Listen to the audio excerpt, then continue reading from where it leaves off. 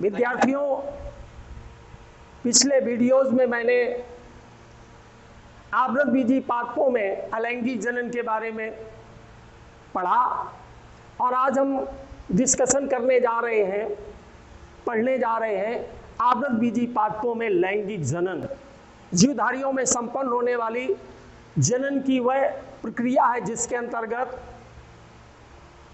अंडसूत्रण के द्वारा युग्मकों का निर्माण होता है, युग्मकों की सिंगैमी होती यानी युग्मकों का संलयन होता है और इसके पश्चात भ्रूण का परिवर्धन होता है, सीड का निर्माण होता है और ये सीड नए पादपों का निर्माण करते हैं। इस लैंगिक जनन में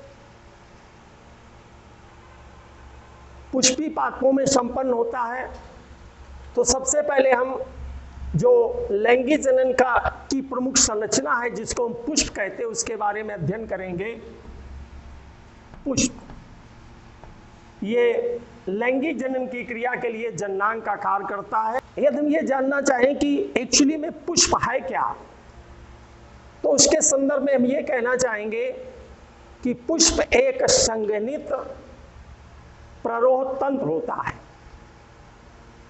यानी प्ररोह तंत्र का एक संघनक रूप होता है, मॉडिफिकेशन हो जाता है और बाद में वो पुष्प में रूपांतरित हो जाता और इसी पुष्प के अंतर्गत जननांग पाए जाते हैं। आइए पुष्प की संरचना को देखें ब्लैक बोर्ड पर और देखने के पहले भी जान लें कि पुष्प के कौन कौन से प्रमुख भाग होते हैं। तो पुष्प में दो प्रमुख भाग पाए जाते हैं, एक तो है मुख्य भाग,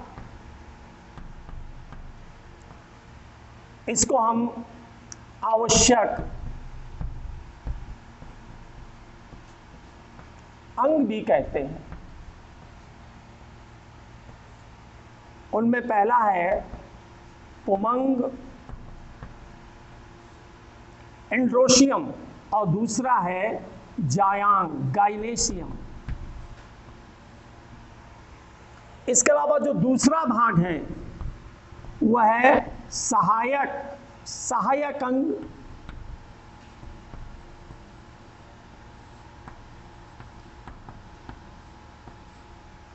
सहायक अंग में आवश्यक रूप से दो प्रमुख भाग पाए जाते हैं। किन्हीं किन्हीं पादपों में तीन भाग होते हैं, वायदल,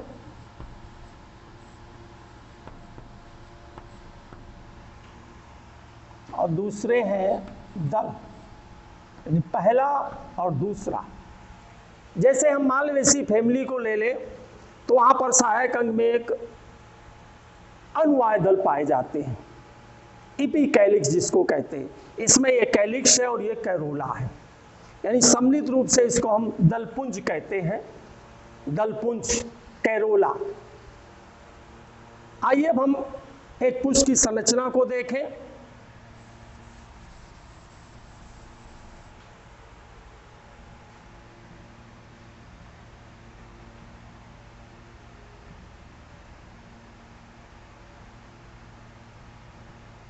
ये एलियस ऑफ फ्लावर है, मस्टर्ड का पुष्प है। ये दल,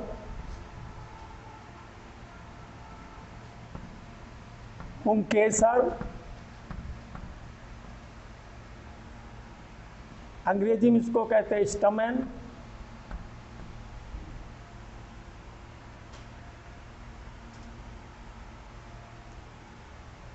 ये पूरी की पूरी रचना इसको कहते हैं जायांग गाइनेशियम। ये पुष्पासन,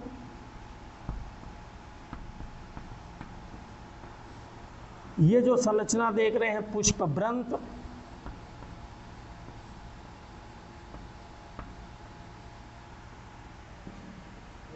ये है वायदल,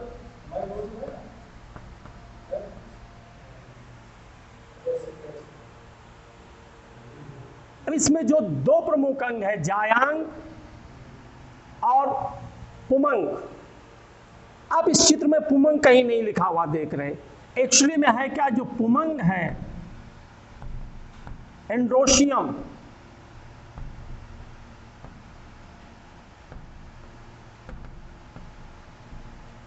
androecium is the group of stamen, यानी पुंकेसरों के समूह को ही कहते हैं पुमंग। अब ये पुंकेसर क्या है? पुमंग की एक इकाई का नाम है। यदि एक इकाई को हम बताना चाहें तो इसको कहेंगे स्टैमेन। एक स्टैमेन की संरचना को हम देख लें सबसे पहले कि कौन कौन से इसमें भाग पाए जाते हैं। ये नर जननांग है, नर जननांग,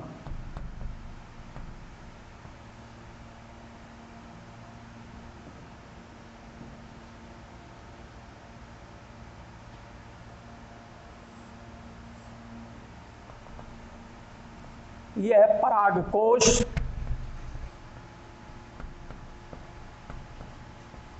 पोलन सैक, इसको कहते हैं कनेक्टिव या योजी, और ये है पुतंतु। तो किसी भी पुंकेसर में 3 प्रमुख भाग पाए जाते हैं। शीर्ष पर परागकोश जिसमें परागकण पाए जाते हैं, जहां पर परागकोश पुतंत से जुड़े होते हैं उसको योजी कहते हैं, कनेक्टिव, और ये फिलामेंट पुतंत हो। तो ये 3 भाग पाए जाते हैं पुंकेसर में, स्टैमेन में। और इसके अलावा जो गाइनेशियम में भी 3 भाग पाए जाते हैं।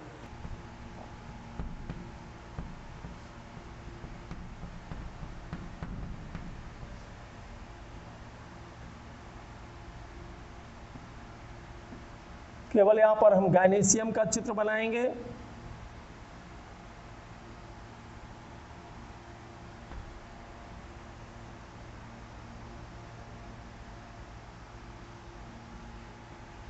सबसे ऊपर 2 पाली संरचना वर्तिकाग्र,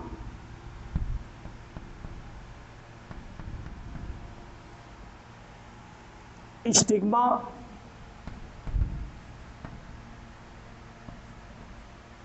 इसके बाद ये संरचना जिसे कहते हैं वर्तिका स्टाइल, और फूला हुआ भाग कहलाता है अंडाशय ओवरी।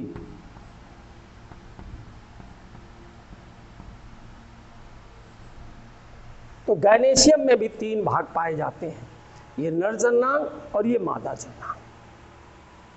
इस लैंगिक जनन में, रिप्रोडक्शन इन एंजियोस्पर्मिक प्लांट्स में लैंगिक जनन के बारे में सिर्फ ये पुष्प की संरचना का वर्णन किया गया है। शेष जो मेल और फीमेल गैमीट का निर्माण है, ये कैसे बनते हैं, इनका डेवलपमेंट कैसे होता है, ये हम अगले वीडियोज में, अगले अध्याय में इसका अध्ययन करेंगे।